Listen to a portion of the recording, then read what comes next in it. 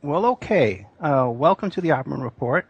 I'm your host, Private Investigator Ed Opperman, and every Friday night, 5 p.m. Pacific Standard Time, you can find us here live on Revolution Radio, freedomslips.com, Studio A, and we're simulcast on cjmarsradio.com, 365 Live, and hazyradio.com. And I believe we're also on Hazy Radio on Sunday nights as well. They play like a rebroadcast. Then you can catch the show rebroadcast throughout the week. By the way, starting tomorrow, we're going to be on blogtalkradio.com on Penny Entertainment. They're going to be carrying the show at 10 a.m. So you can hear it there. And then on Sundays, tomorrow too, then my daughter does a show on hazyradio.com. No, she doesn't. She does one on cjmarsradio.com in the afternoon at 1 o'clock. And it's her Teen Truth Show by Victoria Maria Opperman. So you can check that out. She has a Facebook page. Everyone's laughing at me because I'm getting the shows all wrong. I don't know where we are. Just turn on the radio. We're there someplace, okay? So Sundays, then we're on awakeradio.us and awakeradio.uk. We're on Shaken Awake with Rick and Annie. And then at Sunday night, we're on with Hey Z. Monday, I think we're clear. Then I think Tuesday we might be clear too. Then Wednesday, we're on Firehorse Radio with Chip Tatum. And speaking of Chip Tatum, I'm trying to get Niagara Falls. Speaking of Chip Tatum, I'm trying to get him to call in tonight, okay? Because he got some big news about that situation going on over there with that pilot that crashed off the coast of Jamaica. The note he sent me is that Larry Glazier, who's the brother of Malcolm Glazier, was the pilot of that aircraft that crashed today. He says, you may remember Malcolm, owner of the Tampa Bay Buccaneers and Zapata Corporation, now the Harbinger Group. Malcolm died earlier this year. So now what I know about this is I know the Zapata Corporation, that was a George H.W. Bush company with all kinds of allegations that go way back to the Kennedy assassination and Bay of Pigs being involved.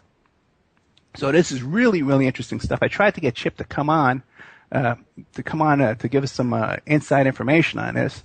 But he's off. Who knows what he's doing? He's building all these new websites and radio stations and all this kind of wonderful stuff he's up to all the time down there. Who knows what he's doing? Not that I want to know what he's doing. Listen, Chip Tatum can do whatever he wants. Okay.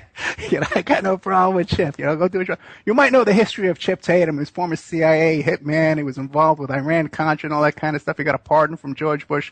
But he's a wonderful guy as far as I know. I like him very much. I love my wife. I love my kids. Okay. Tonight, we got a big show coming up. We got this guy named Danny Carlson, and he's the author of Adventures of Dr. Winston O'Boogie and His Amazing Friends, the untold story behind John Lennon's murder. Okay? So now, Danny is a former Yippie from New York City back in around 79.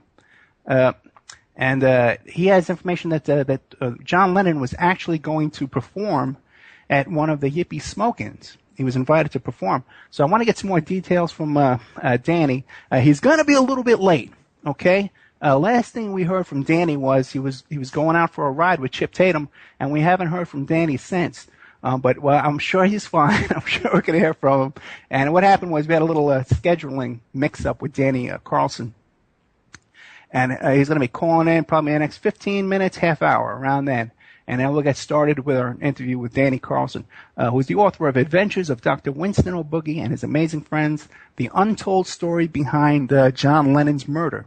And I believe his theory is that Phil Spector was involved in the assassination of John Lennon. There is some possibility to that because Spector was involved with producing the last album, and then he produced what's-her-name's album, Yoko Ono's album. So he was in the mix around that time. So let's see what's going on with that. Coming up, we're coming up to our 1-year anniversary on the Opperman Report. And I'm hoping that tonight,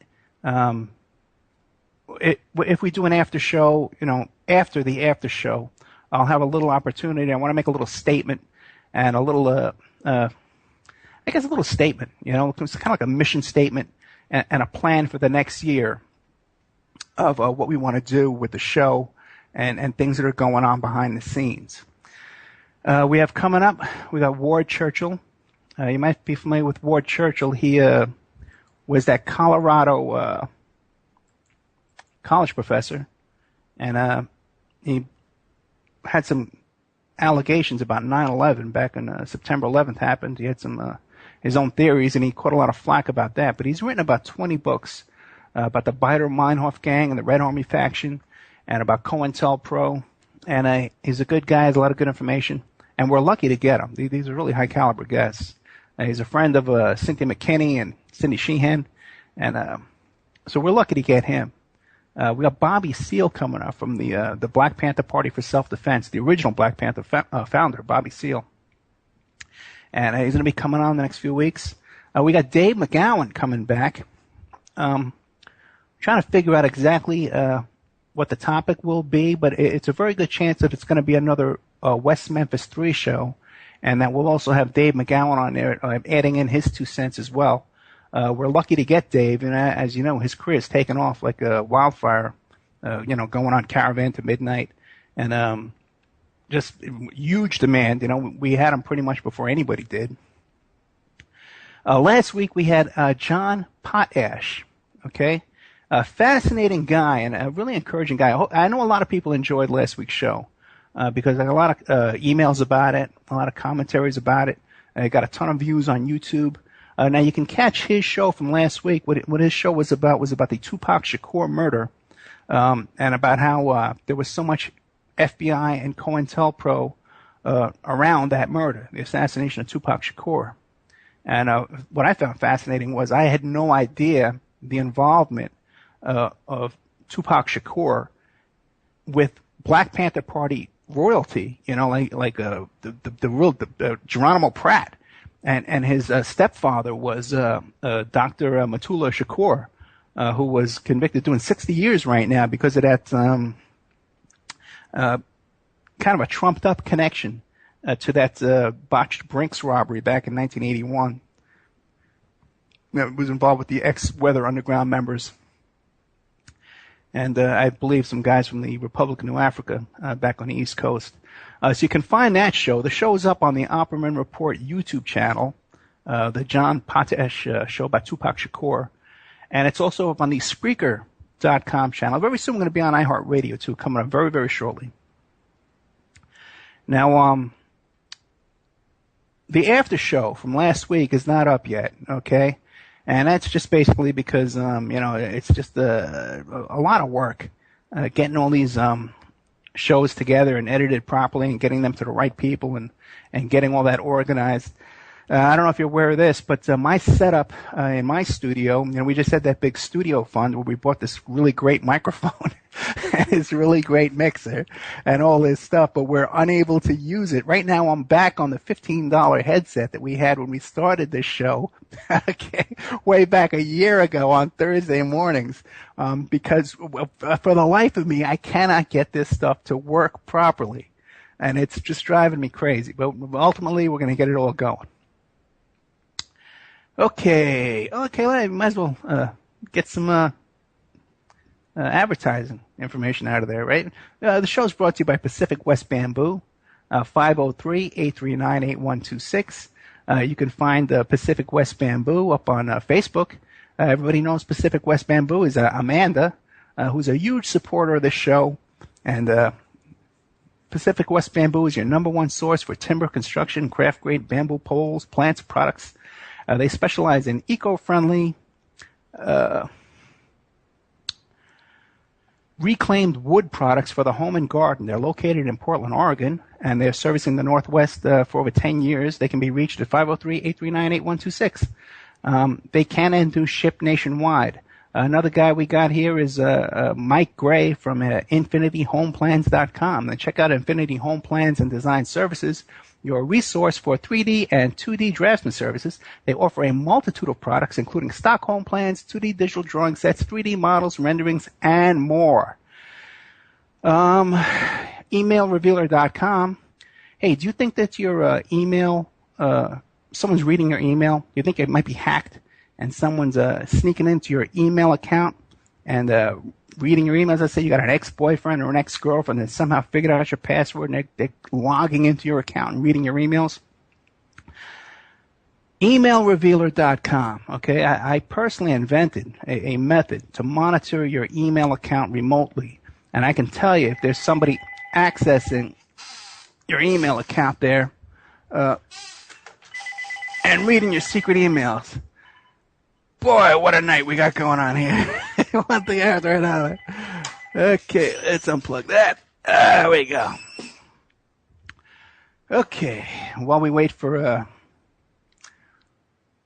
good old Danny Carlson, the author of Adventures of Dr. Winston O'Boogie and His Amazing Friends, the untold story behind John Lennon's murder. Now, we also got one of our sponsors is the New World Mexican Women. And they've written this book. They're from a small town state in Mexico called Guerrero. And they've written this book about how to make authentic Mexican jewelry. Now, it's a coffee table size book, you know, that you can put on your coffee table. And there's all kinds of illustrations and photographs inside on how to make this jewelry. But there's also inside the book, there are these letters from these women in a small town in Mexico that they've written to their men. Their men have left Mexico and come to the United States looking for work to send money back to this small town. And so these women write these love letters back to their husbands and their fathers and their grandfathers, their uncles and such, you know, telling them how they miss them. And first it's written in handwriting in Spanish, and then it's translated into English in print, so you could read it. But you can also get the feel of the handwriting. And you can also see pictures of the women who write these articles and these letters. So it really is a beautiful, book. And it's very colorful on the outside. You can put it down there on your coffee table, and definitely a conversation piece. And this is this group of these village women in Mexico down there are helping to support the station by sponsoring the show. Okay, so let's see what else is going on. What do we have coming up? I don't know. I'm running out of things to talk about. Okay, let's see here. Any ideas, guys? Okay, I'll tell you what. If you're in the chat room, you got any questions for me about the PI business or about my life, my work, and stuff like that, you can send us a little question through the chat room. Vic's show tomorrow is going to be about one of her, what's it called? Unpopular opinions. Okay, and this is where she gets her teenage friends to come on the show, and they trash public figures and stuff like that. Oh, hey, and guess what we got here? Lined up, ready to go, is our guest this evening, Mr. Danny Carlson. He's ready to go. I'm about to call him up right now. I hope he knows not to say any of those 7 dirty words and all that kind of stuff. We don't need any trouble from good old Danny Carlson here. Let me pull him in. Oh, come on here. Danny Carlson, author of the book about Mr. O'Boogie there. Here we go.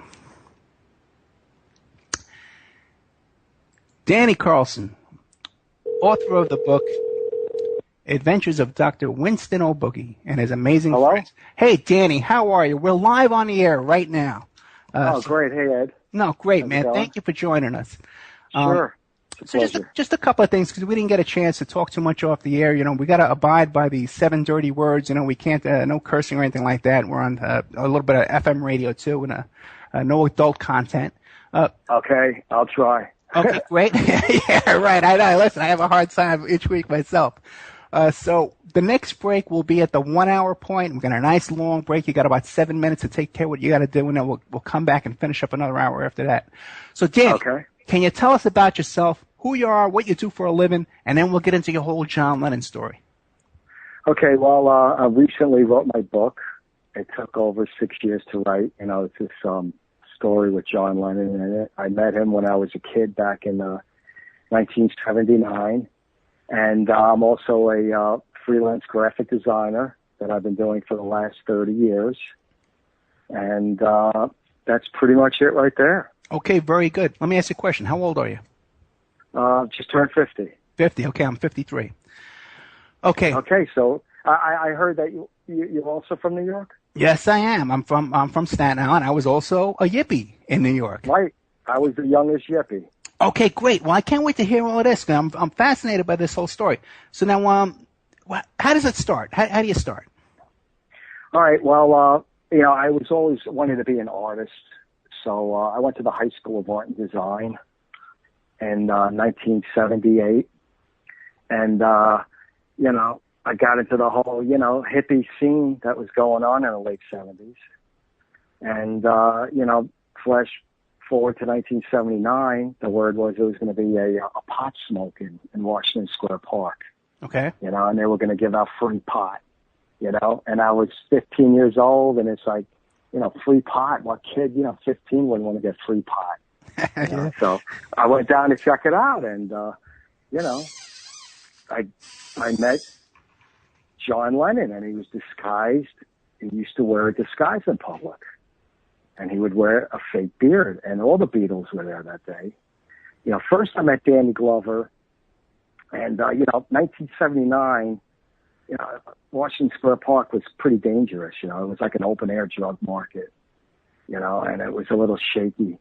But Danny kind of, we kind of hit it off, and he heard I was there for the cause, legalize marijuana, and he asked me if I was a John Lennon fan. And I said, yeah, I love the Beatles. They should get back together. I have a very important question to ask John Lennon.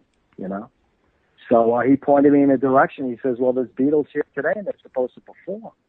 And I couldn't believe it. The Beatles are going to perform, So he pointed me in a direction. I couldn't really, recognize anybody as John Lennon. And then there was this guy with his beard on, and he was throwing out free joints to the crowd, Sure. And it was John Lennon, but I didn't know it was John Lennon. And Abbie Hoffman, I met him, and he pointed me in a direction, to meet him. And he sent me over, and it was John Lennon, and it was also Bob Dylan, who I didn't know, who Bob Dylan was. But, I got to talk to him, and I said, is John Lennon here today? And he's like, well, who sent you over? I said, he did. And I pointed to Abbie Hoffman. And he says, why? What do you want to, talk to John Lennon about? And I said, well, I'm a very big fan. I have a very important question to ask him, And he says, well, he's not here at the moment, but if you stick around, I'm sure he'll want to talk to you. So, he was like, he had no shirt on, and him and Bob Dylan were hanging out, and it was like a hot day, and they were pouring water on their heads with buckets, they were probably high, but, he got his shirt on, and he was, combing his hair, and then he starts talking to me, and it's like, he didn't tell me he was John Lennon at the moment, but, he wanted to know what the important question was, and I asked him, well, really, the important question is when are the Beatles getting back together? They've been broken up long enough. And he says, I really can't answer that question, but, if you hang around, my friend's coming, and maybe he can answer the question for you. So I thought that was supposed to be John Lennon showing up,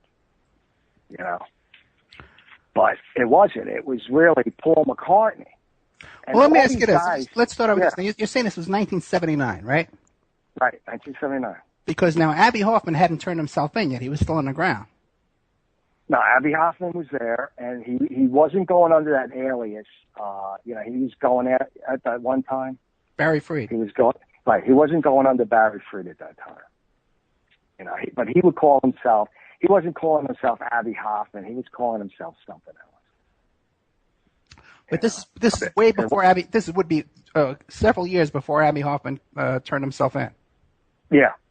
Now, was this the smoke-in that the Country Joe and the Fish was at? No, I didn't see anybody. The thing is, they were supposed to perform there. Right. Okay. And the truck, the flatbed truck, with all the amps and all the instruments and stuff, never showed up. Okay, and there were all these like celebrities there that were waiting around to play, and they never got to play.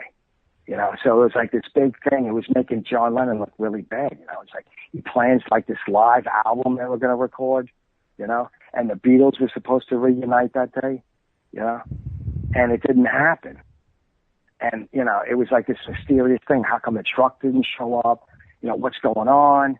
You know, the people are getting pissed off. They come from all over the world, you know, to do this concert. Yeah, and it was like this big mystery. You know, okay, now I remember one year when the truck didn't show up, okay? Because I think the truck actually ran out of gas, and we were pushing it, okay? No, this is 79. 79, yeah, I was there 79, yeah. That would be Okay. during the time I was there, for sure. It was like right around that time. But yeah, it's hard for me to put together exactly which year was which. Now, okay, so then, okay, we'll keep going. All right, so an hour goes by, his friend shows up, and it's this old man with a white beard, you know. And, you know, all the Beatles wore disguises. But the thing is, this guy, you know, he starts like, he's looking at me, and, you know, before he showed up, you know, Winston, because he called himself Winston John Lennon. He didn't call himself John Lennon. He was Winston, and George Harrison was Harry. Okay? But Ringo was Ringo. I don't know what that was all about. So then, you know, McCartney shows up, and he's dressed as an old man. And he recognized me from going to Beatlemania. I went to Beatlemania like a year before, and he caught my friend like lighting up a joint in Beatlemania. So he like remembered me. And he goes, wait a minute, I know this kid. You're the kid that was at Beatlemania who smoked a joint. And you're the only one that ever smoked a joint at Beatlemania. You know, it's funny because I can remember going to Beatlemania too. Yeah, but that had to be around 77, 78. Okay. Well, okay. McCartney went to every single performance. Really? Dressed in this disguise. And Winston and we'll call him the usher, the Beatlemania usher. You know, it was like this dig.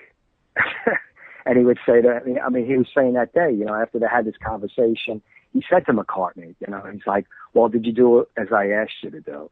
You know, did you sell what, you know, I asked you to sell? So we'd be like the way it was in the beginning when we both were equal. And he goes, no, I could never sell that, you know. And I think he was like referring to like Beatles stock that he owned, you know. Okay. So, I mean, that was like one of the main things holding the Beatles from getting back together at that point was just McCartney, you know, not selling this Beatles stock, because he owned like controlling interests in the Beatles in 79. So he goes, well, if you want to do that, will you at least pass out some cheer to all our fans that are here today? He goes, oh, I couldn't do that either. I got to get going. You know, I got to get back. The show's about to start soon, you know.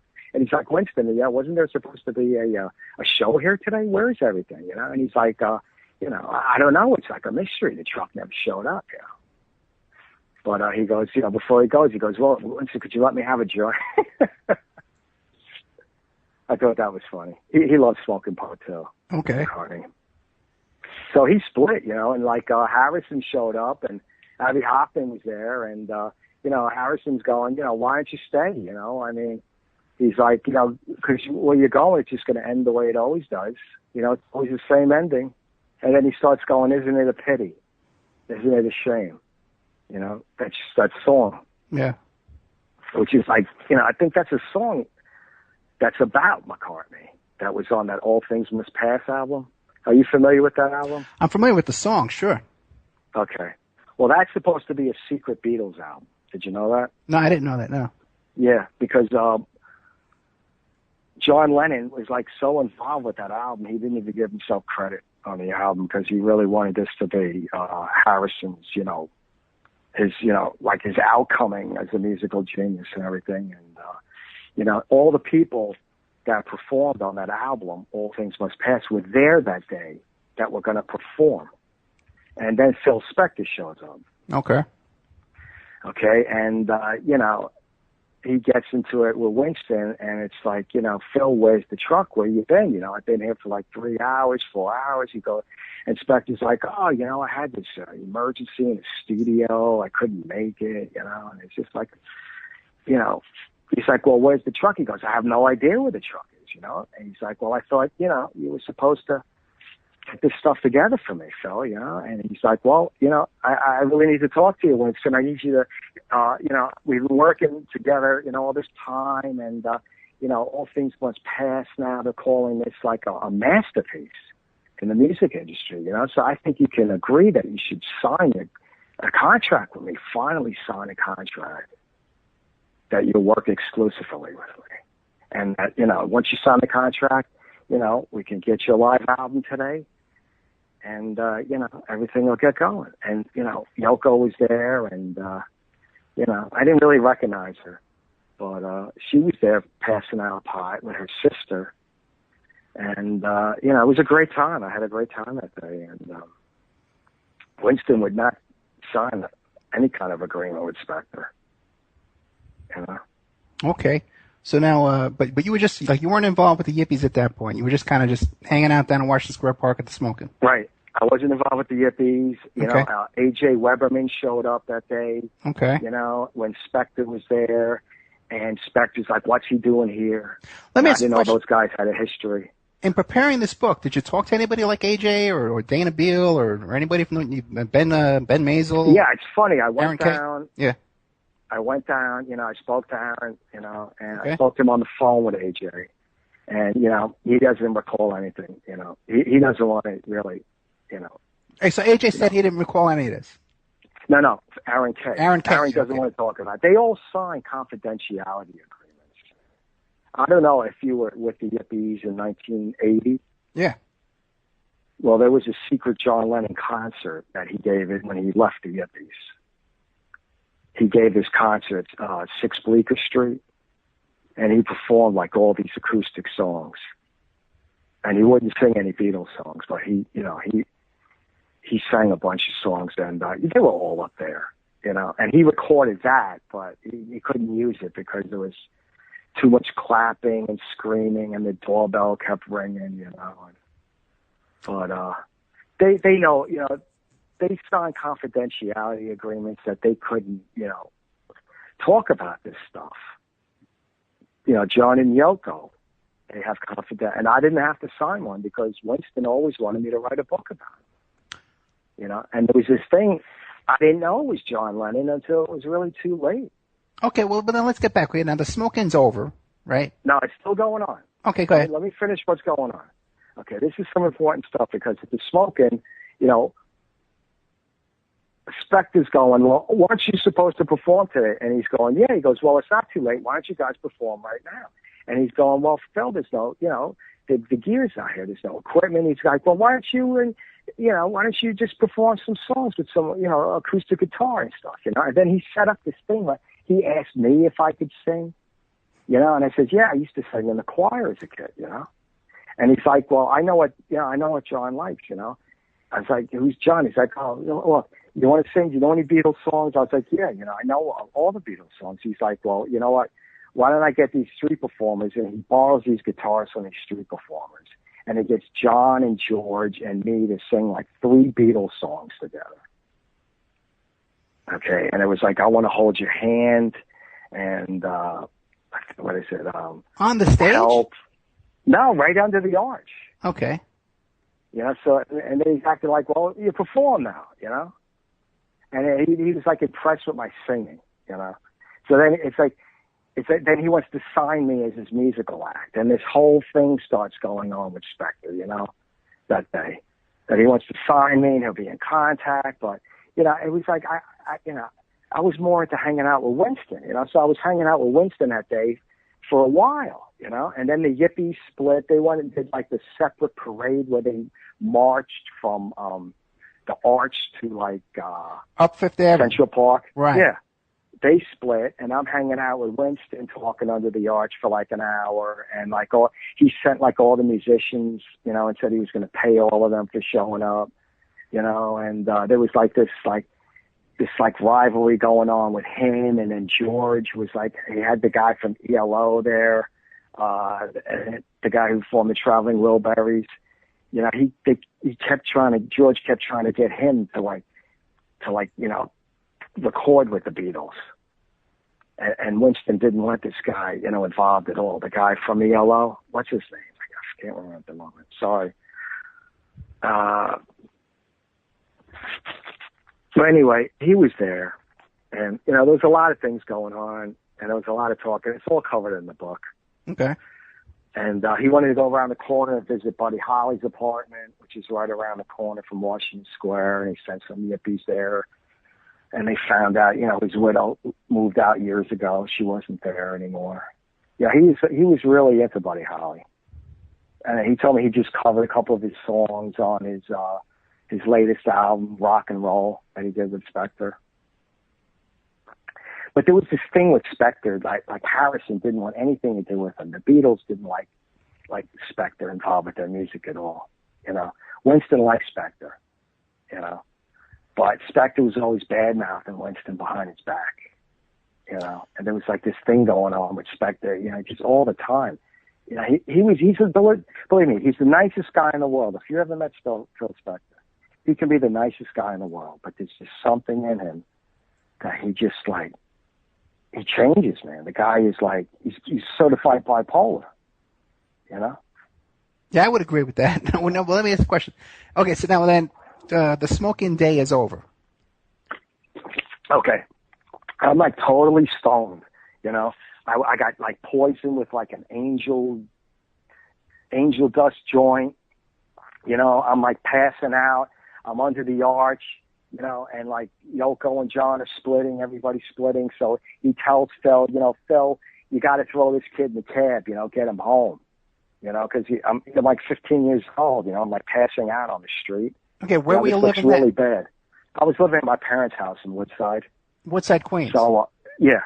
So right before he gets ready to go, he goes, Danny, come with me, and I have this long conversation with Spector. I tell him my age, I tell him where I live, and it's wait a minute, I got to make a phone call.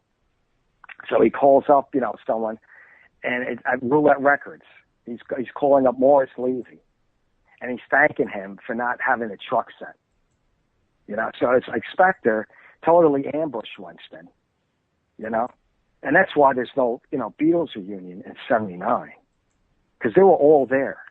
All the guys, all the backup guys from All Things Must Pass were there. There would have been a live album. It would have been at '79 at the Smokin'.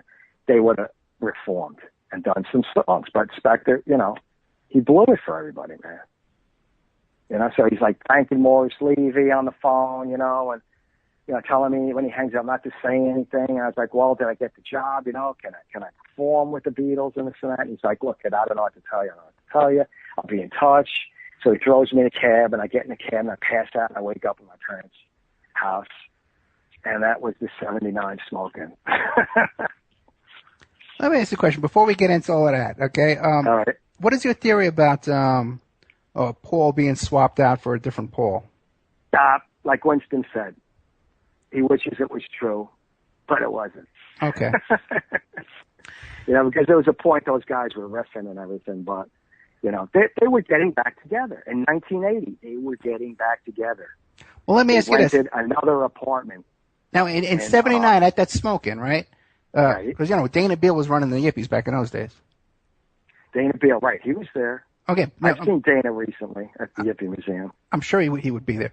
But the thing is, now, did Dana know that the Yippies were going to that the Beatles were reuniting at the Smokin'? Those guys, Winston was you got to remember something with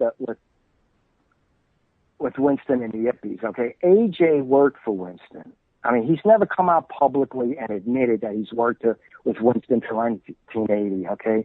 He's just telling people he worked with Winston till 1975, and the Yippies were very involved with getting Lennon his green card. Did you know that? No, I did not know that. No. How were they involved? How? They helped him with their Yippie lawyer. Which one?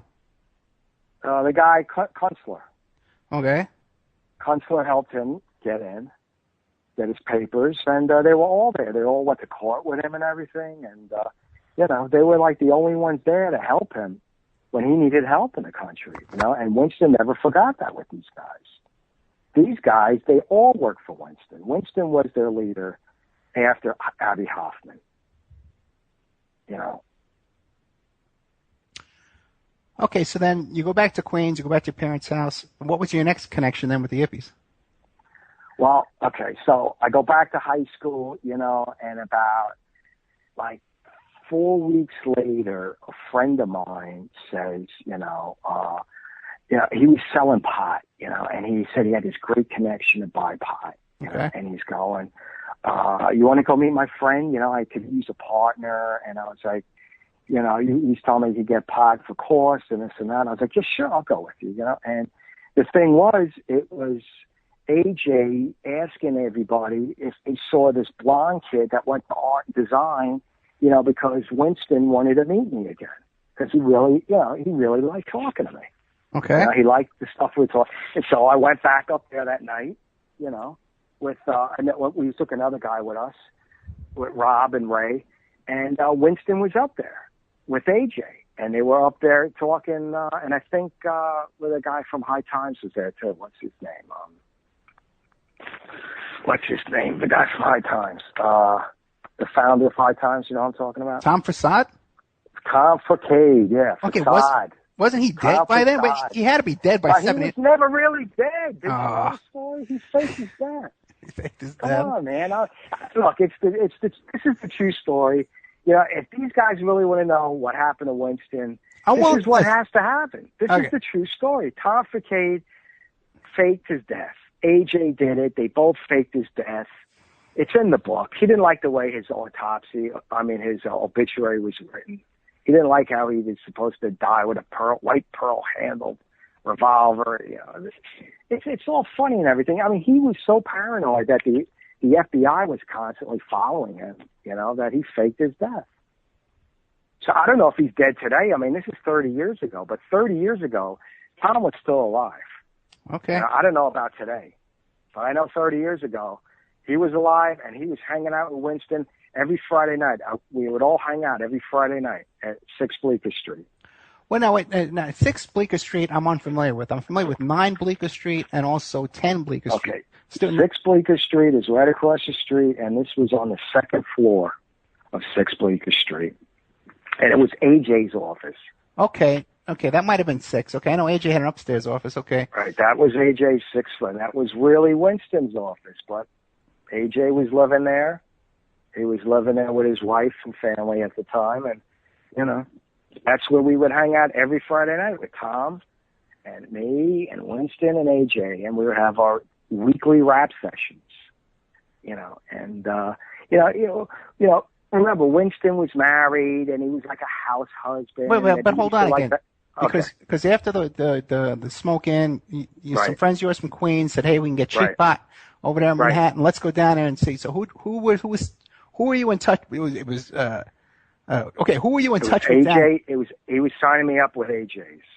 Okay, so I was formally introduced to AJ, and I was reintroduced to Winston.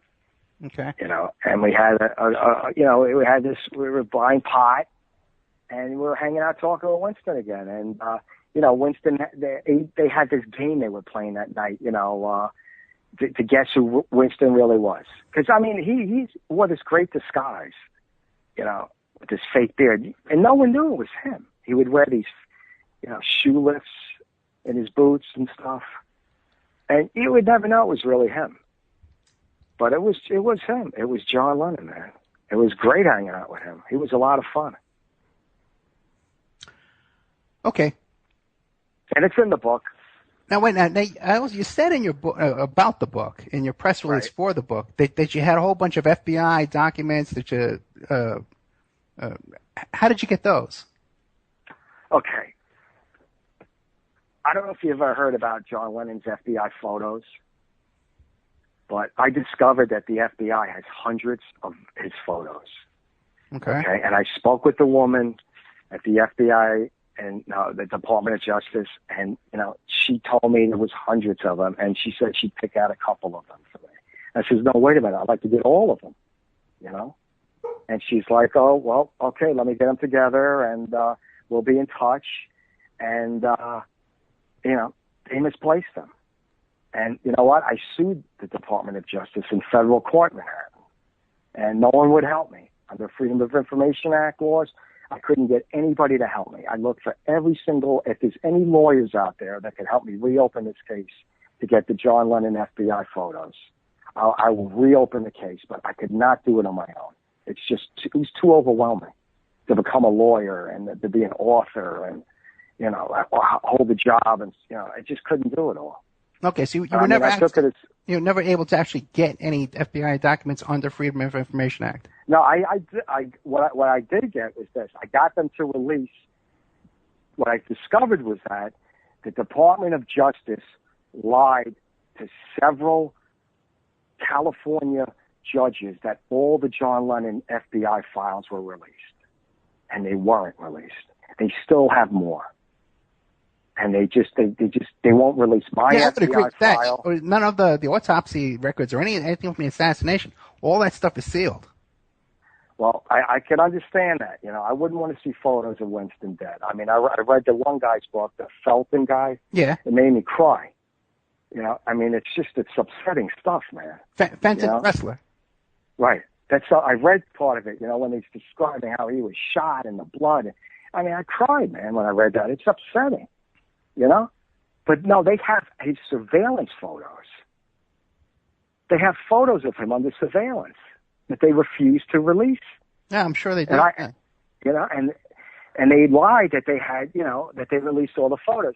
I mean, all the files. And they also just recently, when I took these guys to court, the Department of Justice, they immediately released more of these John Lennon files. Did you hear about that? No. But they didn't release it to me. They released it to the public on their website. That's their thing now, And it was when he was being blackmailed by that Puerto Rican terrorist group from the 1960s and 70s, the FLN. FLN was blackmailing John Lennon? Yeah. It's the FBI files are out. They're in the disc that comes with my book. Oh, really? Yeah. He was being blackmailed by the FLAN. They wanted money out of Lennon because the thing was, they knew what was going on with him. They knew where he lived. They knew, they were threatening him. And the thing was, I found out, through art and design, through my friends, that he was getting his groceries delivered from a store around the corner where one of these guys who had relatives that worked for the FLAN or whatever, and they were delivering groceries to John Lennon. And that's how they knew what was going on in his apartment, But the FBI was helping John Lennon in the 70s with this because he contacted them that he was being blackmailed by the FLAN. So I know he was under... Well, let's just, get one thing straight. The U.S. government did not kill John Lennon. Okay, there's no President Nixon or anybody asked, to have him assassinated and silenced. Okay, they knew John Lennon had a great influence on the youth of this country, and they knew that he could write a song and change the world, but they did not kill John Lennon. Okay. I talk about who killed John Lennon in my book, and it has nothing to do with the U.S. government. Okay, so then you have a theory about how John Lennon got killed. How do you come to that theory? Well, when I was in my school one time, it used to be, before they ripped it down and moved it around the corner, it was on 2nd Avenue and 57th Street in Manhattan. And it's, it's a great uptown neighborhood. And across the street from Art Design, Rocky Graziano lived. Are you familiar with the Rocky, the prize fighter? Yes, I am. Okay. Now, do you know Rocky Graziano has ties to organized crime? I would assume so. Yes, I would. Okay. All right. Now, Rocky Graziano and I became friends. Okay, because I used to hang out in front of Art and Design every day. And, he was kind of like, at that time, he was really famous, I mean, I used to see him on TV commercials for Silver Cup Bread. Remember that commercial from the 70s? I'm Rocky, pow, pow, eat Silver Cup Bread. Yeah, I think I do remember that. Yeah, okay. Yeah, so we used to hang out after school. We were hippies, we were smoking pot. And, then one day he walked by and it was like, hey, Rocky, it's Rocky the Champ. We're talking to him and everything. And, he starts looking at me. He's like staring at me, and I couldn't get over what's going on, And, it's like my Spanish friends were talking to him and joking around. And then he comes over to me when they left and he goes, I don't like your kind. I'm like, well, what's the matter, Rocky?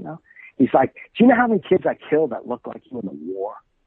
I'm like, what are you talking about? He goes, you're German, aren't you? I said, no, I'm Norwegian. He goes, yeah, you're a German kid. You know how many kids I killed like you in World War II? And I wouldn't even shoot these kids and waste a bullet. I just slit their throats. So that was my beginning of my relationship with Rocky Graziano. And let me tell you, every time I bumped into that guy, I was a little nervous. Well, okay. All right. So, I never know. Months later, he would end up saving my life. Is that in the book too? Yeah, it's in the book. Okay. It's in the book. Okay. So, Rocky, months later, Winston starts showing up at Art and Design. He recognized Winston. And this is the thing. Winston had Greta Garbo meet him in front of Art and Design because he found out I was going to Art and Design. He also was doing this thing where he was going to give a grant to these art schools in Manhattan. Him and Yoko, they would show up. They were going to redo the music department. But, Art Design and the principal, whose name was Erwin M. Gross, and his initials were I. M. Gross. Okay, and Winston thought that was the funniest thing in the world, that anybody could have a name. Serious. I. M. Gross. So anyway, he had Greta Garbo meet him in front of Art and Design. And, I met Greta, because they had to go inside and they had to do some, meetings with the funding thing with the school. And I was talking with Greta, and Rocky saw Greta there, and she was like this recluse where she wouldn't really go out in public, and I really didn't know who Greta Garbo was. I was 16 at that time, But I was talking to her, and she asked me if I was Norwegian and everything. But that impressed Rocky, that I knew Greta Garbo, So after a while, I became friends with Rocky because he was impressed, that I knew John Lennon. And I said, that's not John Lennon, that's Winston. He's like, kid, that's John Lennon. And that's Greta Garbo. It's like, do you know everybody? So I got, I got a pretty good rapport with Rocky. Okay. So, if you want to jump to the end of the book.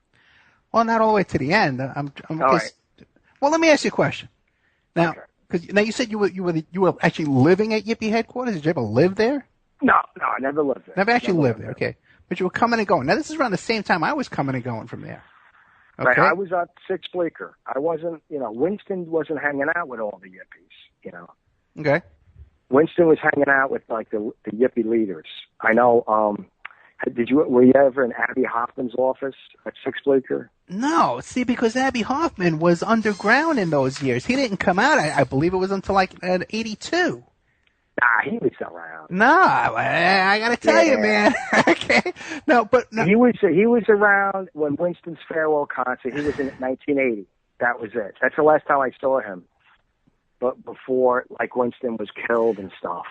And then I saw him again. Wait. You understand that at that time, Abby Hoffman had a falling out with both Dana Beale and with Tom Forsythe or Tom Forsythe, Yeah. I know the whole story with him and Tom. I got a funny story, too. Oh, let's hear the funny story.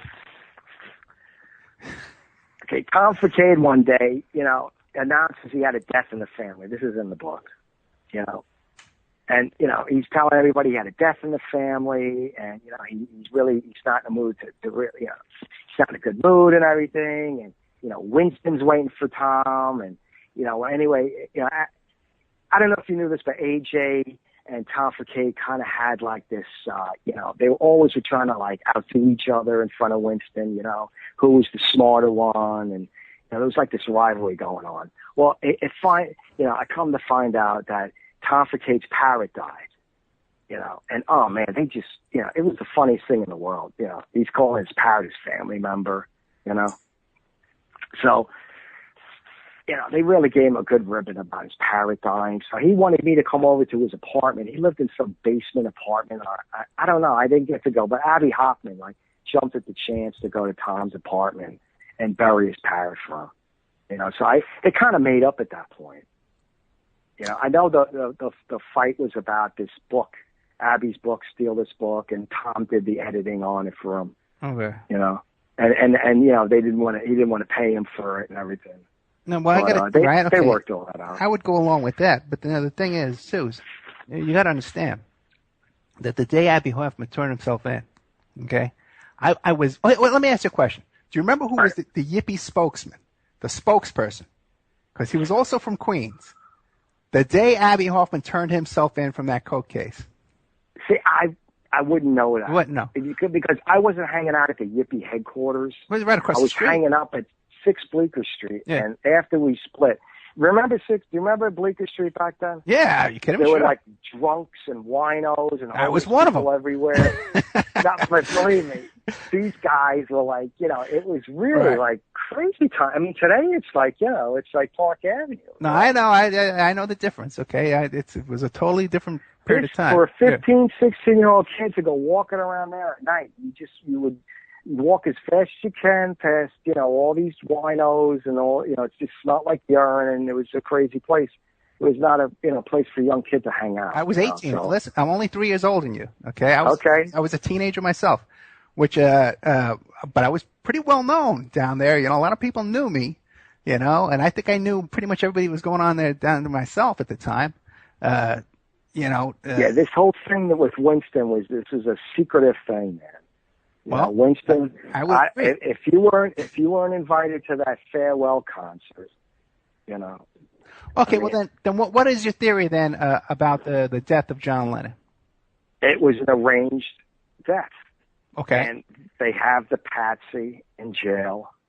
He's the patsy, and they brought in the out-of-town specialist, and they killed him. Okay, how do you have this information? This is what Rocky told me. Rocky Graziano. And Rocky was good friends with Jimmy Knapp. And Jimmy Knapp was the head of the Genovese crime family. And Rocky would go and visit him up in, wherever, Sing Sing or whatever. He was in jail at the time, And, I really don't like to talk about it, but, Spector's the one who arranged it, Winston's death. It's Spector, man. He's the one, And he's really, to do this to Winston, it was a horrible thing, man. No one deserves to be murdered like that. Now, what was Spector's motivation in this? Spector was let go. He was let go as Winston's, producer. The Beatles didn't want a thing to do with But Spector did work on that Seasons of Glass album, the last album he worked on it, no? No, that was, you're talking about the one with him and Yoko on the cover kissing? Yeah. The one that came out while he was alive? Double Fantasy. No, that's not Spector. That's Spector worked on Yoko's album, though, Season of Glass, right after the murder. Yeah, that's when Winston was dead. Right. Yeah. She's got this thing that, I told her what he did. She's got this thing, she doesn't believe it's him, But I was told, I'm telling you, it's him. He even told me he did it. He told me himself he did it. Spector confessed to you. Yeah, Spector confessed to me. At Winston in that fucking mouth of his. Hey, whoa, dude. Winston in that mouth of his, Sorry about that. We can't curse, okay? Okay. Okay. I'm telling you, it's Spector. He's the one that did it. He has ties with all these guys. He used to, in the 80s, he started having these Gambino guys always around with him, these bodyguards. He would have these two cuisine Brooklyn bodyguards with him in the city at all times. All the time. I ran into Spector a couple of times, and, the guy's always, wanted to kill me, man. He either wanted to produce me, wanted me to perform for him. Well, okay, this is some story, okay? I got to tell you, this is some story. But I'm having trouble finding any kind of information that I could corroborate personally. Now, can you give me anything? Well, we got the break coming up. It's a nice long break, okay? And we're not going to be able to talk during this break. There's going to be commercials playing. It's a good 7-minute break, okay? All right. So we'll be right back after this. We got with us a very interesting guy. I got to say that. His name is Danny Carlson. He's an author of the book Adventures of Dr. Winston O. Boogie and His Amazing Friends, The Untold Story Behind John Lennon's Murder. Okay, it's a fascinating story, so we'll be back right after this nice long break, and we'll finish up here with Danny. Welcome back to the Opperman Report. I am your host, private investigator Ed Opperman. Okay, and Danny, one second. Every Friday night, 5 p.m. Pacific Standard Time, freedomslips.com and cjmarsradio.com and hazyradio.com. You can catch us here every Friday night. I want to remind everybody that freedomslips.com is a listener-sponsored station, and they have no corporate sponsorships. So if you like what you hear, if you're loving this show tonight, man, you can't get enough of it. You got to go to freedomslips.com and find the donate button and click on the donate button. Okay. Also, I understand, I think Hazy Radio as well is seeking donations as well to keep them running too. So hazyradio.com and hit them up as well because this is Radio Gold. Okay, because we got with us tonight, we have the famous Danny Carlson. He's the author. The author of Adventures of Dr. Winston O'Boogie and His Amazing Friends, The Untold Story Behind John Lennon's Murder. Now, Danny, let me ask you a question. Okay. How many books are you selling? You selling a lot of books? Not really. No? No. But the book is available on eBay. It's available on Amazon, Kindle for $2.99. That's the digital version. Yeah. Thank you. And it's on eBay for $19.99 plus shipping.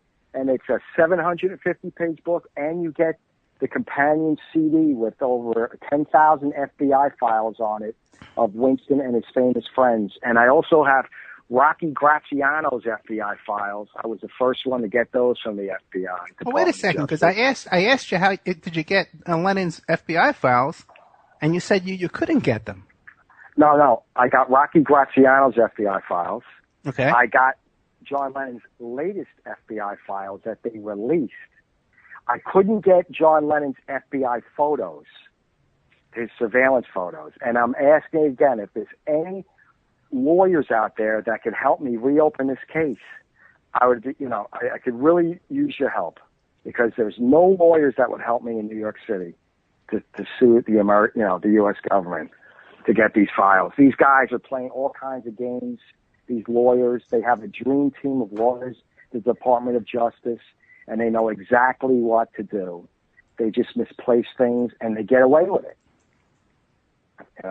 And I caught these guys. They lied to federal judges in California that all the FBI files of John Lennon were released, and they weren't released. And they hurried up and they released these files when he was being extorted by the SLAN, him and Yoko. Wait, so you have that in your CD of FBI files? That's in the CD. Yes, that's in the CD. I have Abby Hoffman's FBI files in the CD. They refused to release my FBI files, okay, stating that it would interfere with an ongoing criminal investigation.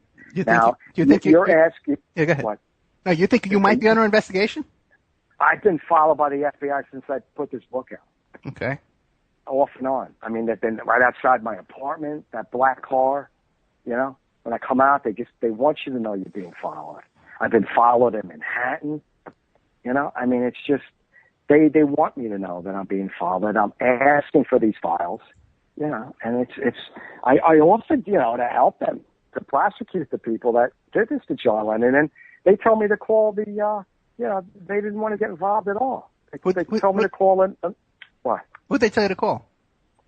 What is it? The state's attorney? Well, district attorney. They told me to call. Have you ever tried these guys? Have you ever tried to get a hold of Chapman? No, he's the patsy. He really, this guy. I mean, look, how could you get married in prison for 30 years? Okay, you have a wife, you got a kid. Somebody's paying this guy money to support this woman. There's money coming in. This guy was paid a lot of money for what he did. And he was hypnotized. This whole thing with, him shooting John Lennon and just standing there and not running away. I mean, the Dakota is right across the street from Central Park. The subway station's right around the corner. That's what Rocky Graziano said to me. If I shot somebody, okay, I wouldn't stand there. After, your ears are ringing, you shoot a gun 6 times or 5 times, whatever, you want to leave. It's a stressful situation. You just don't stand there and give yourself up. And even the cops said he looked like he was hypnotized, like he was in some kind of daze or something. Yeah, I would agree. I would agree that there's a lot of. I don't believe the official story either. Okay. No. And no one in the Department of Justice believes it either. Well, I wouldn't be surprised. I mean, that's why they told me they had these photos. But then, somebody told this woman who was going to give them to me, don't do it. Don't release them. Okay? And then the next thing you know, she's no longer working for the Department of Justice. But now, as far as your story, though, is there anybody still alive who can corroborate? Yes, you. I need your help. Okay? I need you to do a background check on me. Because every background check I've ever had, these people act really surprised. And they start talking to me about John Lennon and the Beatles. I know there's something in this background check. There's something with the FBI that I've been under FBI surveillance or something. But besides me, is there anybody, before you met me, is there anybody, a witness, a statement, anybody that can corroborate any of your theories? Well, AJ's been admitting now that Winston was John Lennon. Where was Winston? AJ listens to this show. Oh, good. Hey, AJ, how you doing, buddy? You're familiar with AJ's life as well, right? Yeah. He's not kind of a guy you want to piss off. Wouldn't you agree?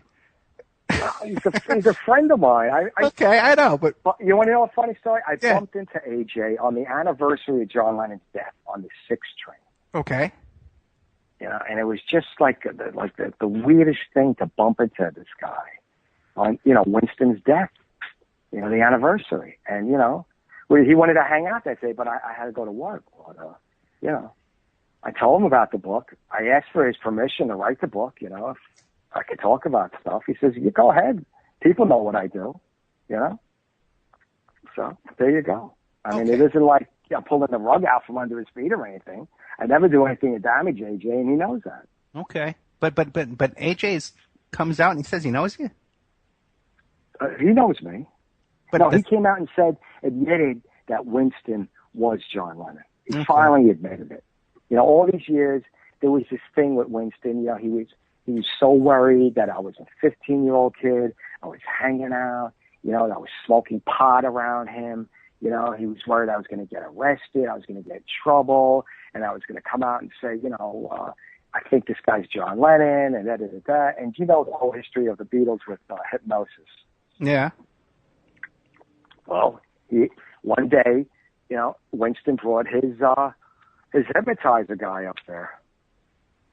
And they were acting like it was a big joke, Why don't you try it, AJ? AJ's like, no, not me, Well, why don't you try it, Danny? I was like, nah. He's like, go ahead, Danny. Why don't you try it, And I said, okay, I'll try it. And it fucking worked. I'm sorry. Hey. Sorry. It worked. I got hypnotized. Okay. And anytime Winston wanted, he could put me under hypnosis by saying a couple of words. And I would black out for 10 minutes. Well, what were those words? I'll say them now. No, believe me.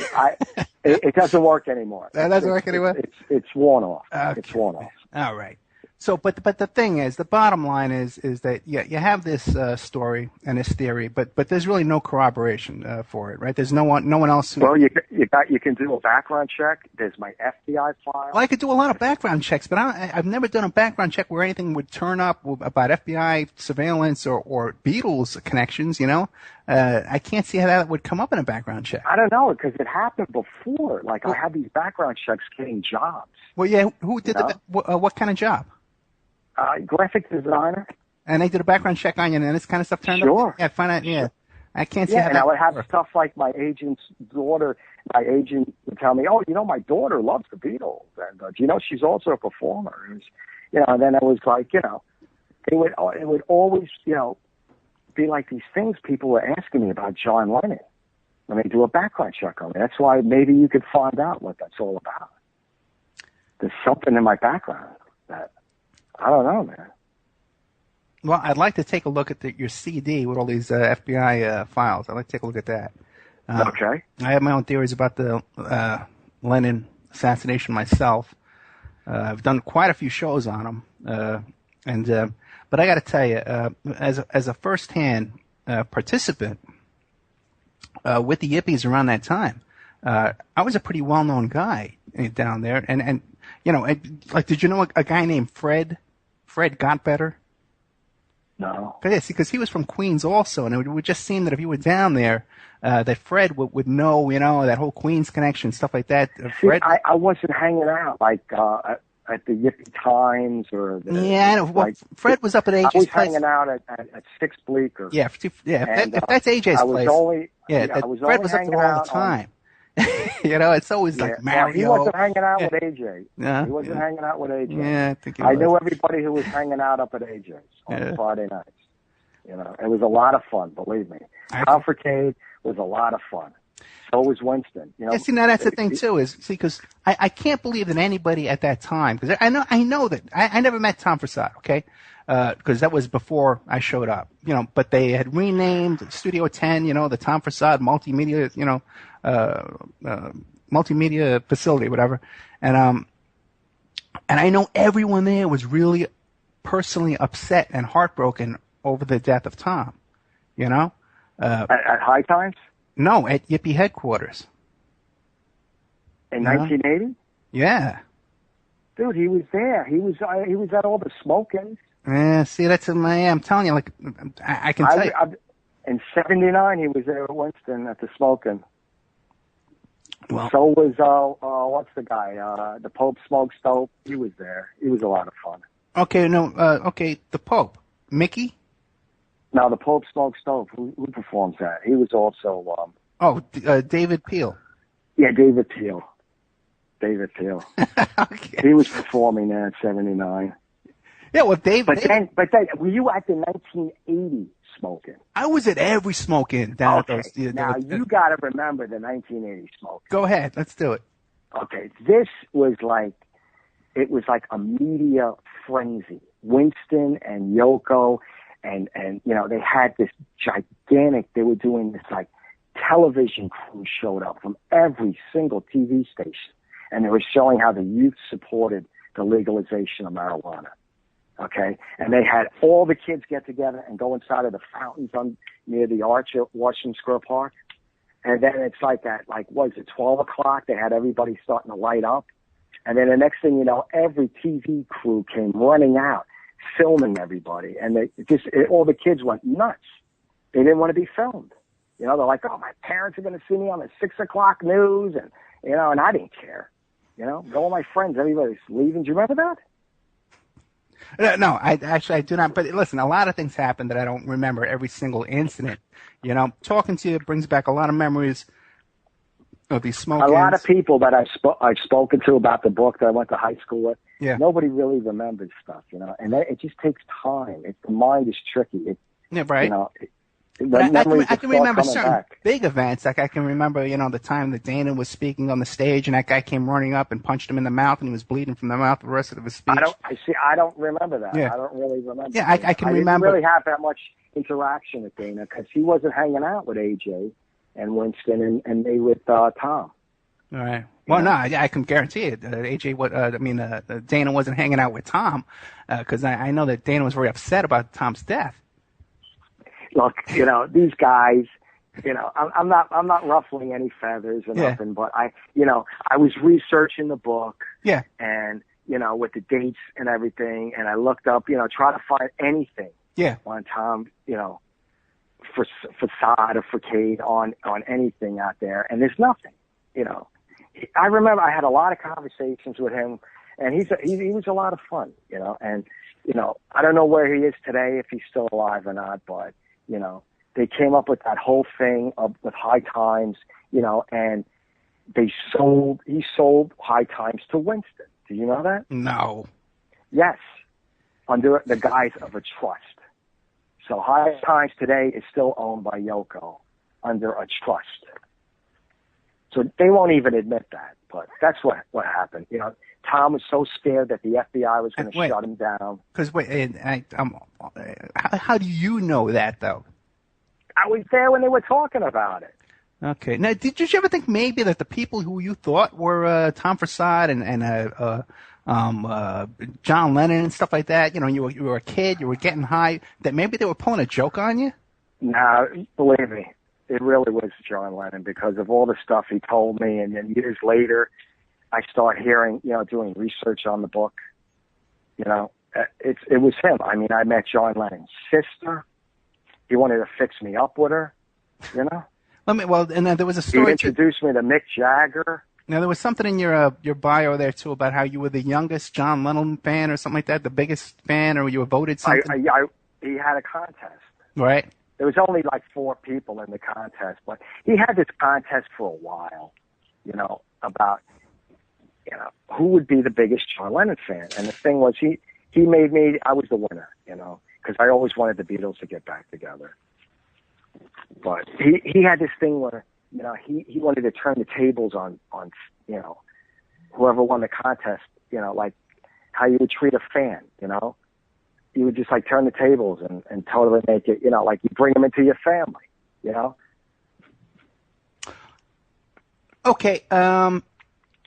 We got with us tonight Danny Carlson, the author of Adventures of Dr. Winston O'Boogie and His Amazing Friends, The Untold Story Behind John Lennon's Murder. He hasn't sold many books, but he says that there's some CDs in there with the FBI files. Now, if that's in there, man, that would be worth the price of this book to get all that in one place, because I don't know too many people have their hands on that. So, Danny, I'm going to have to read some commercials, and then I'm going to have to let you go. So is there anything you want to say before I let you go?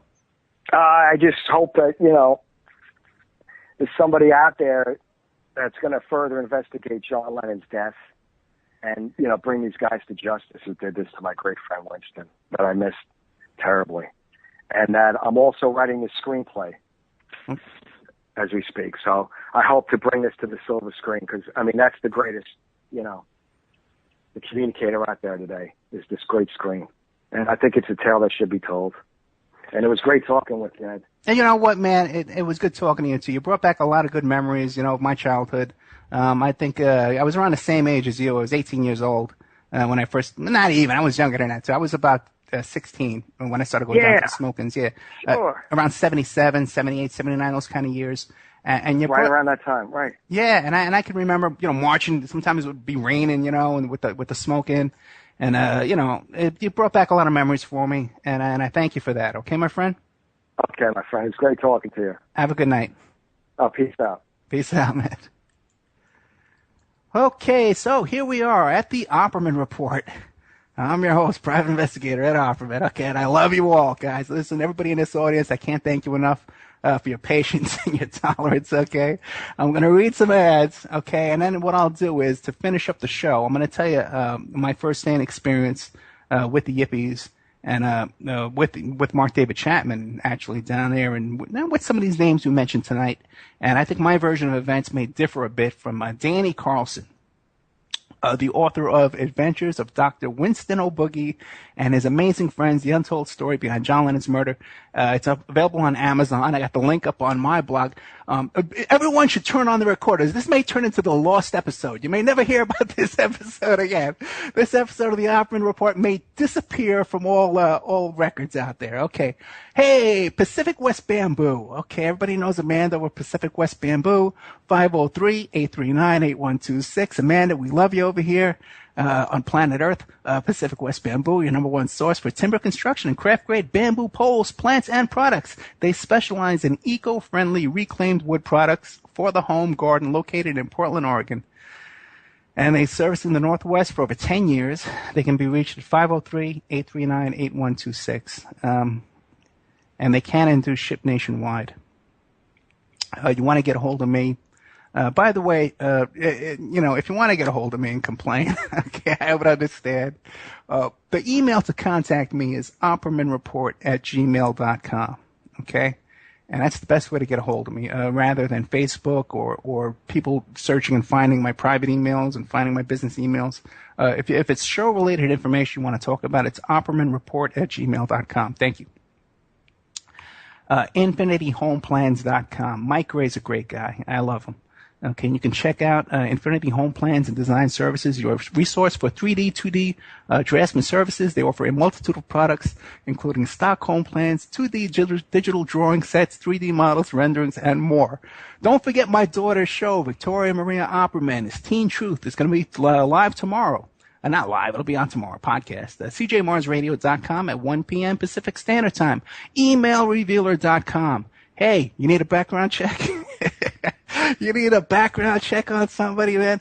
We can uncover all kinds of stuff, but not, your connection, your friendship with John Lennon or your FBI file. We can get your FBI files. All kidding aside, I have a lot of experience with the Freedom of Information Act and getting all kinds of public records and files and all that kind of stuff. And we can help you with that if you need it. We could do that kind of thing on a retainer basis. But your average background check report, pre-employment screening, is not going to turn up that kind of stuff. Pre-employment screening kind of background check, we can look at your criminal record, your credit report, things like that, along that kind of nature, And we can come up with that kind of stuff for you, all right, at emailrevealer.com. And so if you need me, if you got some kind of case out there, you need some kind of cell phone forensics or computer forensics, we can do all that kind of stuff for you and help you out with your problem. Now, we got these women here from the Mexican state of Guerrero. The book is called New World Mexican Women, and you can find their book on Lulu.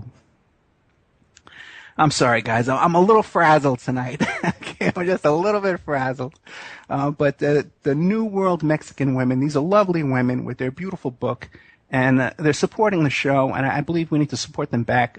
They live in this state called Guerrero, Mexico, and there's 3 million people that live there, but out of that, 800,000 of the men have moved to the United States to work here and send back funds to support their families, their loved ones back in this town. So these women in this town, they make their living making authentic Mexican jewelry. And also, too, with this book, with their letters to the men that they love back in the United States, and that's what they're doing. Also, too, you can help me out. I'm in the middle of a really bad situation with my custody litigation with my daughter, Victoria. You can go to GoFundMe.com. And as a matter of fact, if you go to GoFundMe.com /AZTJZK or just Google, we're not taking calls just yet, and Google Help Save My Family by Ed Opperman. Okay, I got a lot of serious litigation going on, and it's a desperate situation, and we need your help as quickly as possible. In any way you can possibly help us. In fact, my daughter needs her own attorney to represent her interest in this case. What I'd like to do, we have some extra time tonight. We have an extra half hour. I'm not taking calls yet because we probably still will do an after show, trying to salvage some kind of sanity tonight. I'd like to tell my story about my experience with the Yippies on the Lower East Side and my experience and information that I have in the John Lennon murder. Pretty much like our guest tonight, Danny, I got involved with the Yippies, I guess it was around 76 or 77, by going down to one of the smoke-ins. The first Saturday in May, they would hold a smoke-in in Washington Square Park in Manhattan on May Day, which is workers' holiday. And it would say May Day is J Day, so you can go down and get a free J on May Day. And the Yippies had a lot of really cheap marijuana back at that time. In fact, they had the cheapest marijuana prices in the whole Northeast. And they would give away free marijuana, hundreds and hundreds of joints, And we would gather in Washington Square Park, and there would be speeches from the stage. Normal, the ACLU guys would show up and give a speech. The guys from Normal, the North Legalized Normal, I don't forget what Normal stands for, but those guys would be there. And Dana would do his speeches, and a couple other the big shot Yippies would give their speeches. With really good information. They would talk about stuff like the Trilateral Commission and the military industrial complex. And there was a lot of really good information that was given out from that stage. There was also a lot of provocateurs and COINTELPRO type guys disrupting these demonstrations that we had. And then we would, from the speeches, we would march up Fifth Avenue to Central Park, and sometimes, it really wouldn't even matter what the permits we had or what was going on. Sometimes the police would let us march peacefully, and sometimes they would try and stop us, and they would, come with the horses down the middle of the street and run people over with the horses. And so, it was a little touch and go in those days. I could tell you my own personal experience that Abbie Hoffman was never around any of the smoke-ins. I don't think even after he turned himself in was he ever involved in any of the smoke-ins. I was there the day he turned himself in, and no one at Yippee headquarters knew he was going to turn himself in or had any kind of inkling that was going on. And when he did, all the press showed up down there at 9 Bleecker Street, in the street, actually, because no one let him in.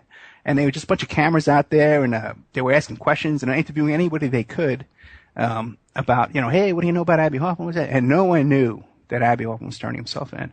It was a total surprise to everyone. So I can tell you firsthand that any kind of idea that Abbie was hanging out down at the smoke-ins before he turned himself in, when he was a fugitive facing, serious charges, on cocaine possession, stuff like that.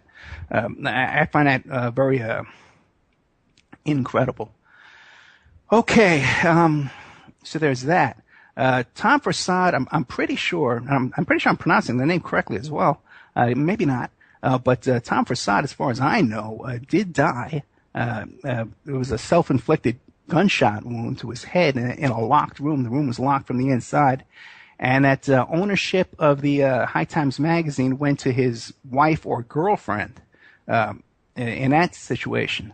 And I know that there were people who were very, very close with Tom down there at Yippee headquarters and were devastated by his death and loss. And they actually named the nightclub across the street, which was Studio 10, was renamed the Tom Forssad Multimedia something Center in honor of Tom Forssad, the founder of High Times magazine. Okay. Some of these other theories that our friend came up with here tonight, I don't know anything about Rocky Graciano. I have no personal experience with that. Or the whole theory about Phil Spector. I can't comment on that either. What I can comment on, though, is my involvement down there and the activities that went on down there, and my experience the weekend that John Lennon was killed, where I ran into Mark David Chapman at number 9 Bleecker Street. I've told this story before. I plan on putting this story in a book. I've talked about this with a lot of people. I did a presentation about this that's on video you could find. And a lot of people know the whole story about Mark David Chapman and his history with that group, World Vision, which was a Christian front group that also David Hinckley was connected to that group as well. A lot of people know about Mark David Chapman and his connections to he was a security guard in Beirut, traveling around the world on a security guard salary. His home in Hawaii was right next door to the Scientology Center. He had an art collection in his home with hundreds and thousands of dollars of art collection that he claimed was a gift from his mother. He did marry his wife, who was an Asian woman, but I'm not aware that he married her from prison. I don't believe that happened. I believe he was married to her before he was arrested for the death of John Lennon. And they don't have any kids. Okay, they don't have any children. I'm pretty aware of that kind of stuff. And I've heard different stories over the years that there was that Mark David Chapman sent some bullets to Kenneth Anger, the famous, I guess you call him a Satanist, filmmaker from that period of time. Okay, I've heard those stories. I'm not sure it's correct or not. When I had Tom Sheridan on the show, he told me a story that he heard from one of the police officers who spent the night with Chapman, and Chapman had corresponded through letters, that Chapman was part of a satanic ritual at Central Park. And I've never heard that before either, but that's what Thomas Sheridan said. I think the best guest I've had on so far about the John Lennon assassination was Rod Harrell, who did this video that's available on YouTube. And I think it's called Conspiracy of Silence. And he's done a lot of work, because a lot of these documents around the police reports and such around the Lennon assassination aren't public. They're not available. They've been sealed.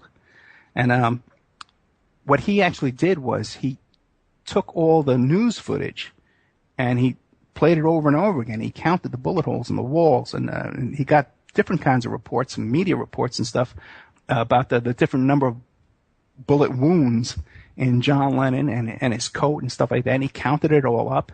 And what he found is that there were more bullet holes than there were possibly bullets held in Chapman's gun, which only held 6 bullets. But he comes up with as many as 8 or 9 bullet holes. So, and I found that to be the most credible investigation I've had so far. I spoke with this about to Mayor Jim Rothstein, the retired New York City detective. And when we discussed the Lennon assassination of Mark David Chapman, I proposed to him, do you think it might have been a connection of the Process Church, the satanic cult, the Process Church of the Final Judgment, which was very active in New York City at that time? Okay? And he says, you know what? That is their M.O. That is their modus of operandi. To have that the lone nut out there, but to have other shooters. The first cop who showed up on the scene, who arrested Chapman, said that when he was walking Chapman out of that hallway there in front of the Dakota, that he was using Chapman's body as a shield because he thought that there were other shooters there. So you have all of that. There's also an interesting fact, too, is that the 2 of the police officers who were rookie cops that were parked right around the corner when this incident took place, and the call came over the radio that there was a shooting in front of the Dakota, they hightailed it, man. They were sitting there in their car, man. They threw on the lights and sirens, and they drove over there as quick as they could. But there were already cops there taking Chapman into custody.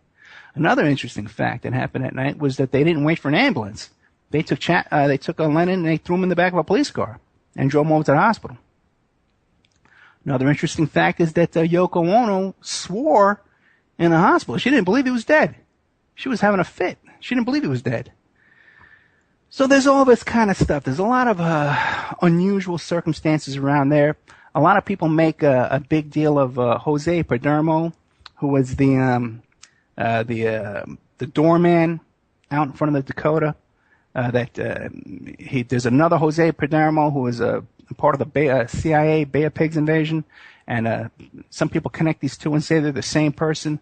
One of the witnesses out in front said that Padermo was discussing the Bay of Pigs invasion with and Castro with Chapman. So that would confirm that it's the same Padermo who was the CIA guy. There's been other theories put forward that Padermo that was his only night that he worked there at the Dakota, but we know that's not true because the cops knew Padermo, and the photographer Gorish also knew Padermo from previous nights. He was the photographer who took the picture of Lennon and Chapman, that famous picture of Lennon signing the album of Chapman. I've heard. I'm trying to get him to come on the show, actually. We plan to do a lot more shows about the John Lennon assassination. And I plan to write a book about this as well. We also plan to have May Pang, who was John Lennon's girlfriend during the infamous Lost Weekend. A lot of interesting connections with that because when her and John Lennon went to California, they were out there bouncing around with the Beach Boys and with probably Phil Spector, yeah, with Phil Spector, and with all these types. And later on, that same photographer, Gorish, I always forget if it's Paul Gorish or Peter Gorish, but the young man who took that picture of Chapman and Lennon signing the album, Very interesting that he described himself originally as wanting to be a cop and was as a store detective. But then later on, he started describing himself as a photographer who hung around in front of the Dakota. Then he became friends with Lennon. He was Lennon's buddy, and they would trading books back and forth.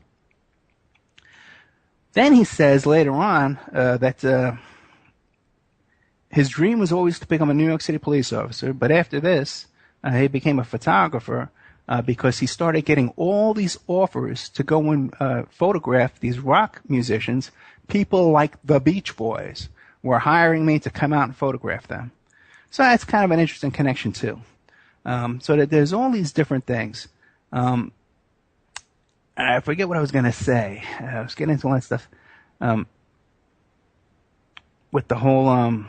see, because my theory is kind of along the same as Jim Rothstein, that there could be a process church connection to all of this. What I've heard is that John met Yoko at that art gallery in London, and that art show was put on by the Process Church. That was there. They were the sponsors of that gallery and that art showing where Lennon met Yoko. Also, too, in New York City that weekend, James Taylor ran into Mark David Chapman.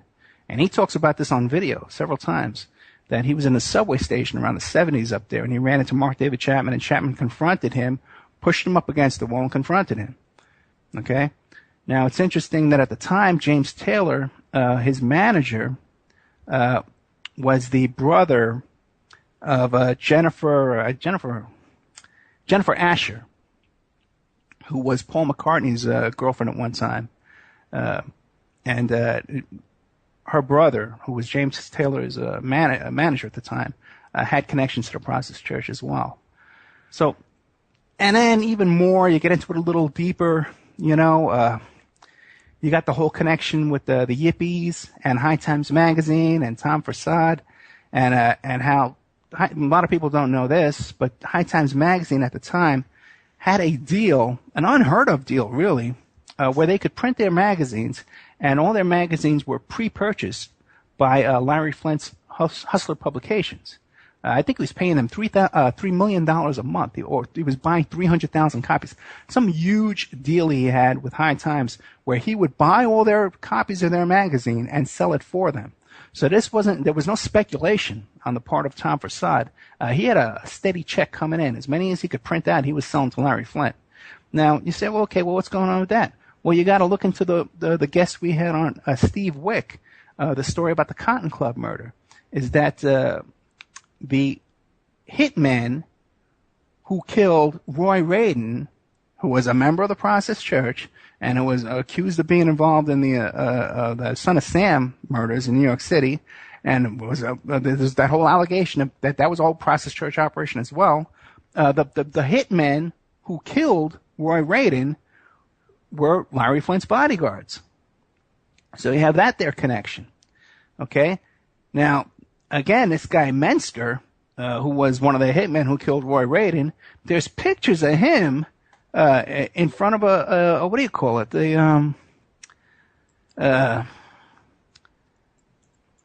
A pentagram. Okay? So there's all these different connections between the Process Church and the Son of Sam murders, which took place all over New York City, and peripherally with you have the different satanic connections with the Chapman giving these bullets to Kenneth Anger, and also too supposedly, according to Thomas Sheridan, being involved in a satanic ritual in Central Park. So I don't know. It seems like there's a lot of smoke there, in my theory, that's never been put forward by anybody. And you got to remember, too, that I mean, what happened with me was how I came to that theory was this. In the mid-'90s, see, because I had put all this stuff, when the whole thing happened with John Lennon and the murder with Chapman, and I saw him like it was either a Friday or a Saturday down at Yippie headquarters. then like Monday, we heard about the murders and stuff like that. We're in shock. I didn't put two and two together. It wasn't until later on in that week that I put two and two together. I saw the articles in the New York Post and the Daily News. They had like 6, 7, 10-page pullouts on the Lennon murder. And I saw the pictures of Chapman. I said, whoop, that's the guy. I immediately went back to Yippie headquarters. I spoke with Mario and Fred Gottbetter, who I was speaking about earlier on, was the Yippie spokesperson. And he was a spokesperson that day that Abby Hoffman turned himself in.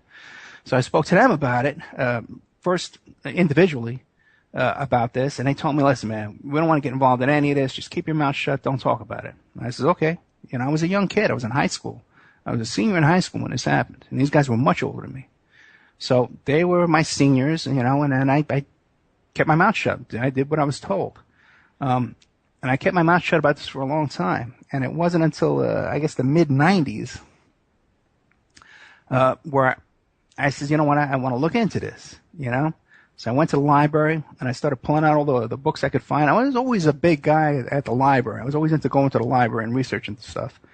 So what I did was I went to the library in Manhattan, and I had them order every book around this topic. And I got the Fenton Bressler book. And then I wrote letters, you know, in magazine articles and stuff like that. And I wrote letters to the authors saying, hey, you know, I got this information. I want to talk to you about it. So I exchanged some faxes back and forth with Fenton Bressler, who I believe was in London at the time, or England. It was in the United Kingdom, someplace. And I told him my version of events, and he replied back to me that the story did fit because, well, the thing is, there were many different versions of events going on that week. You don't hear a lot about the James Taylor version of events. There was also a cab driver in New York City who picked up Chapman, and he described a very agitated Chapman who got into the back of his cab and says, you're not going to believe, I was just at a recording session with Paul McCartney and John Lennon. I got the tapes right here. They're in my bag. And the cab driver didn't believe him. He thought it was full of crap. But then later on, when the murders came out, he says, hey, I got this story. But you don't hear too much about that anymore either. That story's been pretty much covered up. And even the story of the guys who hung out in front of the Dakota with Chapman, that whole story's changed over the years as well. Originally, there was the version that Chapman met these girls in front of the Dakota, and they were so friendly. He invited them out to dinner, and everybody liked him. He's a likable guy. No one suspected anything. Here he's talking to Jose Padermo. Jose Padermo is a Manhattan doorman, you know, at the Dakota. You know, there's a lot of stuff going on there. He's the kind of guy that you're in a jam up there, he's going to toss the guy out of the building, you know, so he's no slouch. So when they describe this meek and mild Chapman, that makes sense. Now, after my story starts coming out about this agitated, frantic, hostile, dangerous-seeming Chapman, the same one James Taylor describes and the same one the cab driver describes. Now, when that story starts coming out, suddenly the witnesses in front of the Dakota start to change their story. And one of the witnesses says, oh, yeah, Chapman got snotty with me, and we had words back and forth, but then we made up, right? Okay, but then again, if and he's trying to describe a Chapman that was a little belligerent. But my theory on that is if that Chapman over there in front of the Dakota was any kind of a troublemaker, Padermo would have handled that. Because he was a big, tall guy. Padermo was no slouch. And the cops knew him as well. So, you know, I can't believe that they had a troublemaker hanging out in front of the Dakota for that many days. And I can't believe that the same guy that I met who spooked everybody at Yippie headquarters. Now, you got to imagine. Now, here's you heard my guest tonight. Was a very credible witness. Okay, you heard him. All right, and he's describing what Bowery and Bleecker was back in those days. Okay, this was a tough part of town. Okay, this was serious business. And here we had some people hanging out down at 9 Bleecker Street that day. They were kind of touristy types. And I never met them before. They were young, kind of college type kids who were just there to, you know, kind of gawk, you know, and see the hippies, you know, down at Hippie headquarters. And Chapman was in there too. And Chapman was talking about how he's from Hawaii and, oh, this is cold for him. Oh, because he's from Hawaii. He said it 20 times he's from Hawaii. And it was cold, you know, New York City was cold for him. But he was acting so strange that he spooked all these people to leave and to leave me there alone with him at Yippee headquarters, okay?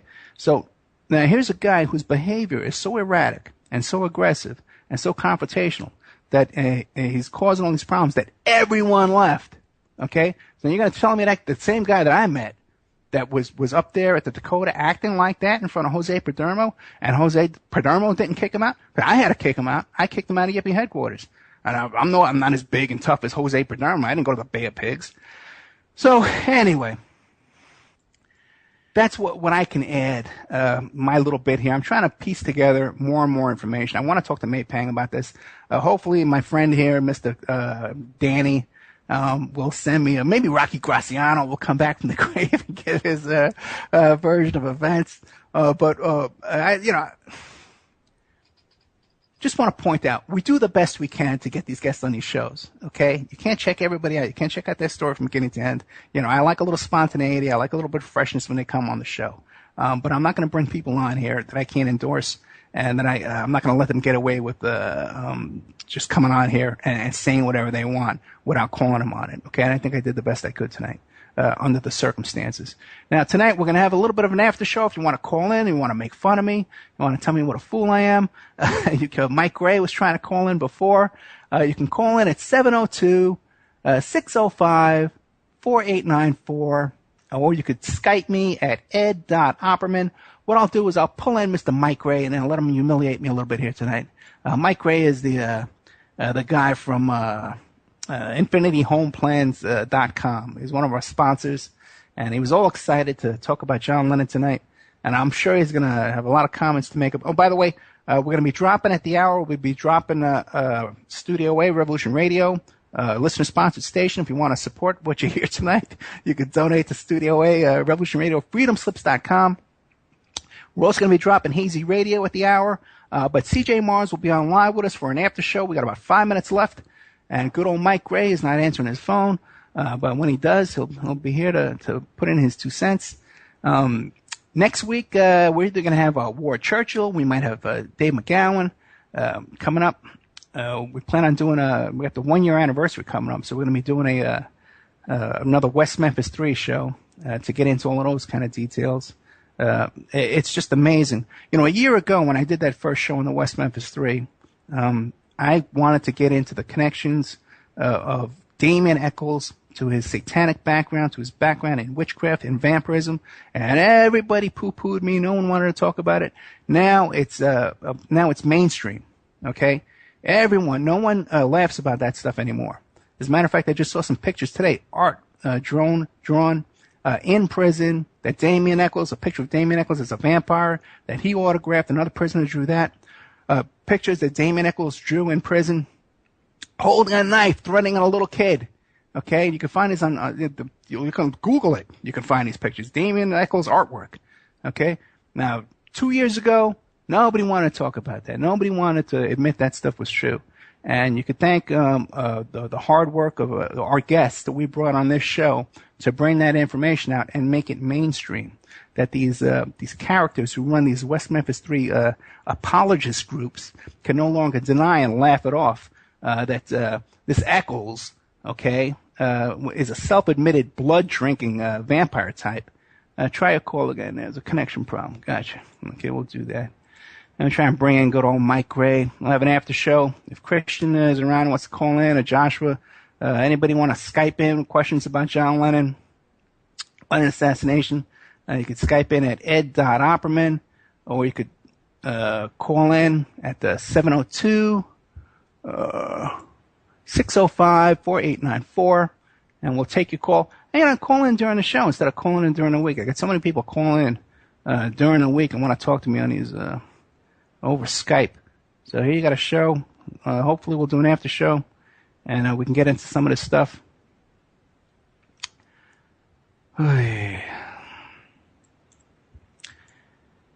Maybe a CJ or Zeta has a question you might want to ask. You guys got any comments or questions? Sure. Oh, great. I'd like to know, does this guy have could you decipher any witnesses that this guy had that you were, talking to? No, I can tell you for a fact. why don't you mute up while I respond? I'm getting a lot of feedback. Yeah, Cindy Jean-Pierre is the owner of CJ Mars Radio, and I could tell you that pretty much everything he said is inaccurate. You know, I can't corroborate anything he says. And some of the stuff is just totally off the wall and unbelievable. I don't know if he met Rocky Graziano or not, but I can tell you this, that anything that he claimed about the Yippies and Yippie headquarters is inaccurate. I gotta tell you the truth. Wait, let me think. Yeah, number 6 Bleecker. I don't even think that's AJ's house. Okay, you know, I don't think it would be more like number 12 Bleecker. But you know, I'm not that good at numbers and stuff. Yeah, I can't corroborate anything he says. Not one thing, to tell you the truth. If there was any question about John Lennon or the Beatles performing at one of the smoke-ins, I would have known about that for sure. If there was any question about Tom Prasad still being alive, I would have known about that for sure. Any idea about Abby Hoffman being at one of these smoke-ins before he turned himself in is impossible, because no one down there had any idea where Abby was or what he was doing all those years. He was hiding out. He was underground very seriously, and no one was talking about it. And when he turned himself in, it was a total surprise. And no one down there at 9 Bleecker had any connection with Abby Hoffman around that time. So is there anything with this guy that he says that I could verify? No, there's nothing, to tell you the truth. There's not one thing. Other than that there were smoke-ins at Washington Square Park. All right, guys, listen. Thank you. Have a good night. Forgive me. Okay. I promise you, we'll work on these, vetting out these guests before we bring them on. The guy was looking forward to hearing what he had to say. So there we go. Good night, Revolution Radio. We'll see you next week.